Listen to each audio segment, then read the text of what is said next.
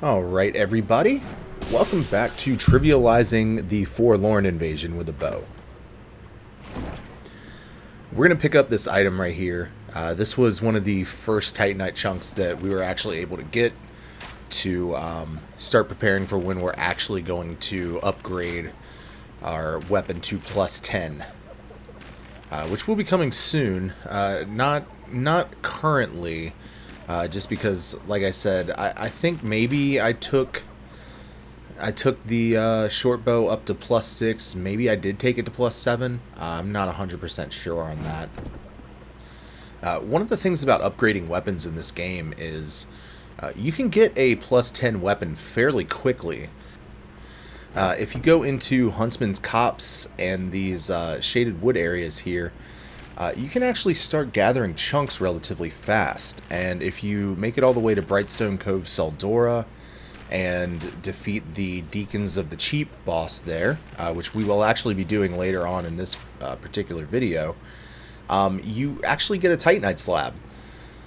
And I want to say you can actually get a Titanite slab earlier than that, but I don't remember exactly where. I just remember being able to get one extremely early in the game. And yeah, Dark Souls 2 really took the upgrade process and made it a whole lot more streamlined than it was in Dark Souls 1, to the point where if you found another weapon, you could get it up to plus 10 fairly quickly, especially after you leave Drangleic and defeat the Undead Crypt and everything like that. You could definitely grab a new weapon and get it to plus 10 and just experiment with it super fast. And with stat changing items that they have in the game, you can switch between 2 or 3 different builds on one character. And that's one of the things I've always really loved about Dark Souls 2. Real quick, I'm going to talk about Najka. This is basically the Wish.com version of Quelaag here. Human woman attached to an animal body. What you want to do is, like, you want to bait this attack out. And unfortunately I got caught under one of the tails because I ran into something.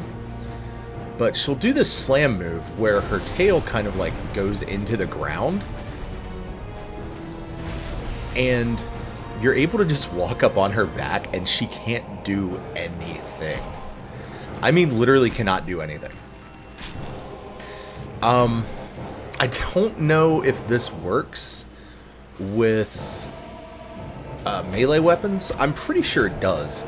I don't know why it wouldn't work with melee weapons, but I've never actually tried it because the boss is just generally so easy to defeat anyways that this just seems like a waste of time. But I wanted to show the glitch off because I think it's hilarious. It just completely breaks her AI when you're able to stand on her back like this. It's not so much a question of defeating a difficult boss with an exploit like this. It's more a question of defeating a boss that wastes a shitload of your time with an exploit like this.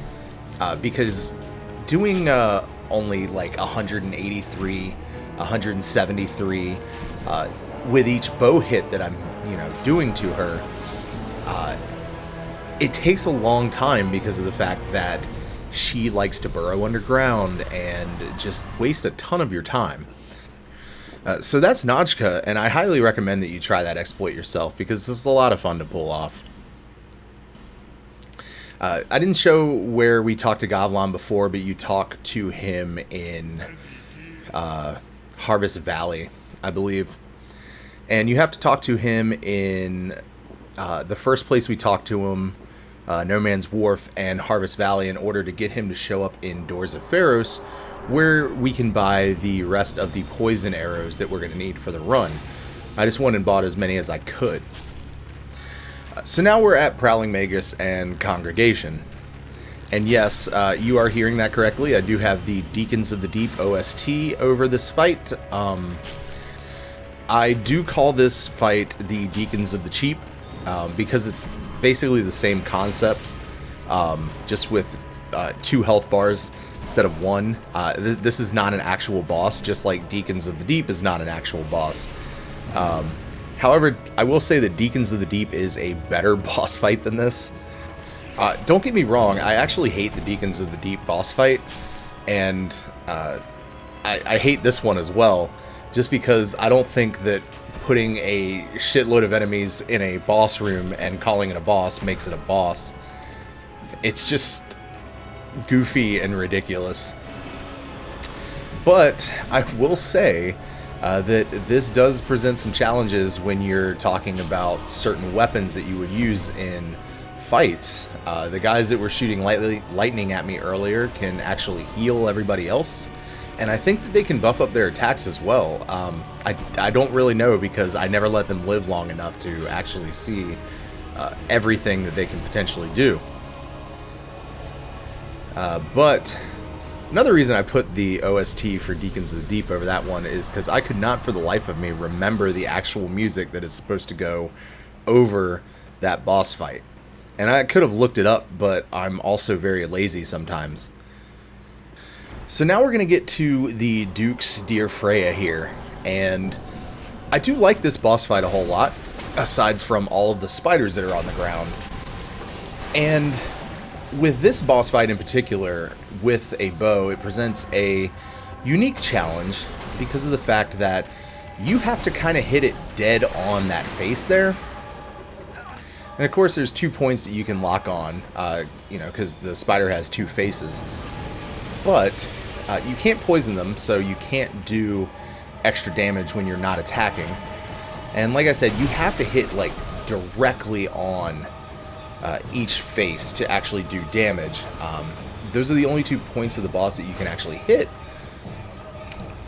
And normally when I would come in here on another run, like let's say a rapier run or even the dagger run that I did, I would have a torch, and what that torch does will actually keep the spiders away from you. But with this, you kind of have to balance between trying to hit the boss at 2 specific points and run away from the spiders or take down as many spiders as you possibly can. So this kind of goes with the whole Dark Souls 2. Instead of making more difficult bosses, just kind of started throwing enemies into boss encounters just to kind of give the impression of difficulty, which I think I said before is my one problem with Dark Souls 2. But I think in this instance it kind of makes sense. There would be little baby spiders hanging around the large spider, or just a large colony of spiders.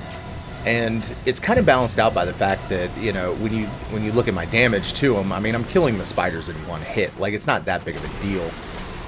And really, I don't even have to kill the spiders at all. I could just let them kind of follow me and chase me around the room. But at a certain point, my lock-on probably would not always lock onto the boss when I need it to. So really, defeating the spiders is more a thing done out of convenience rather than actually needing to take care of them. Another interesting thing about this boss too is it's hard to actually get close, because if you happen to run into one of the boss's legs, it won't do contact damage, but it will slow your movements down. And it actually took me forever to realize that that is what's actually going on. I used to think that my movements, or like my controller, was just messing up at certain points during this boss fight, and it wasn't until, I don't know, about a year into the original version of this game that I realized, oh, I'm running into the legs and it's just like slowing me down for whatever reason. So that's pretty much all I can really say about this boss. If you hit one of the heads too much, like if you hit one of the heads more than the other, then the head will like actually roll off, and it'll only make it so you can only hit 1 point on the boss, which makes it a little bit more difficult. But that's going to do it for this episode. Hope you enjoyed. Hope you have a great day, and I will see you in the next one.